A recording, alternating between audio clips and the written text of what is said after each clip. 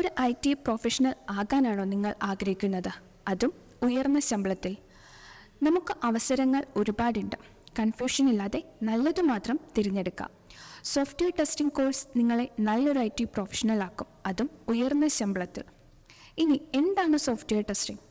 നമ്മുടെ റിയൽ ലൈഫിൽ നമ്മളെല്ലാവരും ടെസ്റ്റേഴ്സാണ്. എങ്ങനെയാണെന്നല്ലേ? ഏതൊരു കാര്യവും അതൊരു പ്രൊഡക്റ്റ് ആയിക്കോട്ടെ നമ്മൾ ചെക്ക് ചെയ്യാതെ വാങ്ങാറില്ല, ശരിയല്ലേ? അതിന് ക്വാളിറ്റി, ഗ്യാരൻറ്റി, ലൈഫ് ടൈം ഈ വക എല്ലാ കാര്യങ്ങളും നമ്മൾ ചെക്ക് ചെയ്യാറുണ്ട്. ഇനി അതൊരു സോഫ്റ്റ്വെയറിൽ വന്നു കഴിഞ്ഞാൽ എങ്ങനെയാണ് ചെക്ക് ചെയ്യാറ്? ആ ഒരു സോഫ്റ്റ്വെയർ ക്വാളിറ്റി പ്രൊഡക്റ്റ് ആക്കുക, വിച്ച് മീൻസ് ആ സോഫ്റ്റ്വെയർ എന്ന് പറയുന്നത് ബഗ് ഫ്രീ ആക്കുക.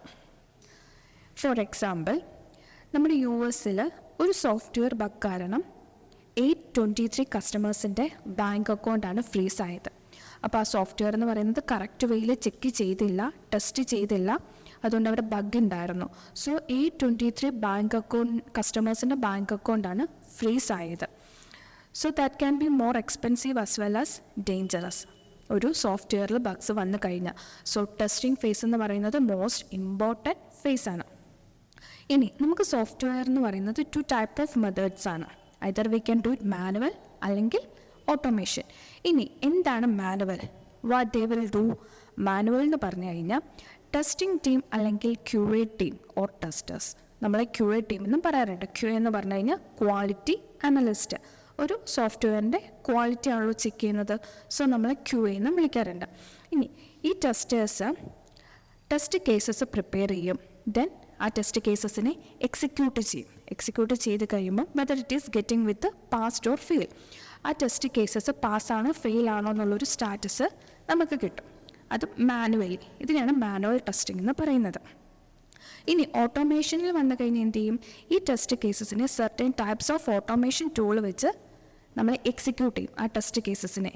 Then we can get the status either pass or fail. ഇങ്ങനെയും നമുക്ക് പാസ്സാണോ ഫെയിൽ ആണോ എന്നുള്ള സ്റ്റാറ്റസ് ചെക്ക് ചെയ്യാം.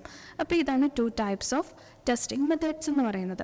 ഇനി നമ്മൾ മാനുവലി കുറേ levels of testing, type of testing, അങ്ങനെ കുറേ testing, functional testing, non functional testing, കുറേ കാര്യങ്ങൾ മാനുവലി പഠിക്കുന്നുണ്ട്. എത്ര ടൈപ്പ് ഓഫ് ടെസ്റ്റിംഗ് ഉണ്ടെന്നൊക്കെ. ഓട്ടോമേഷൻ ആണെങ്കിൽ എങ്ങനെയാണ് ബഗ് റിപ്പോർട്ട് ചെയ്യുന്നത്? കുറേ ടൂൾസാണ്.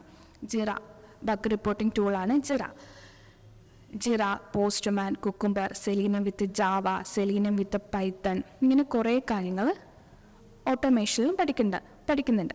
അപ്പോൾ ഇതാണ് സോഫ്റ്റ്വെയർ ടെസ്റ്റിംഗ് എന്ന് പറയുന്നതിൻ്റെ ചെറിയൊരു ഇൻട്രൊഡക്ഷൻ.